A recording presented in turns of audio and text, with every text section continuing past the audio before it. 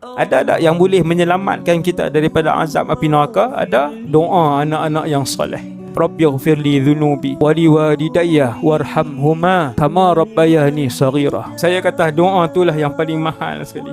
8.45 malam anak kita baca, 8.45 malam kubur kita terang. Dia tak ada delay, kena reti. Ada anak 5 orang kena bagi reti dengan Islam. Sebab anak bila dia berdoa walaupun dia fasik sampai waktu tu juga. Sebahagian ulama sebut bila anak baca doa, orang akan mai dekat kubur alam barzakh. Ayah hadiah, mak dia bawa mai hadiah, anak kamu bawa mai. Tuan-tuan bayang tiap-tiap jam anak dia sebut, tiap-tiap jam dia dapat hadiah. Sebab apa? Anak dia sebut tiap-tiap jam, Rabbighfirli dhunubi waliwalidayya warhamhuma kama rabbayani saghira. Allah bawa mai. Dan bila anak-anak dia doa kat dia, orang bawa mai hadiah kat dia, dia kata anak aku bawa mai lagi hadiah, anak aku bawa mai lagi hadiah hari ni. Itulah hadiah anak-anak yang paling berharga di alam barzakh bila mereka mendoakan ibu dan ayah mereka.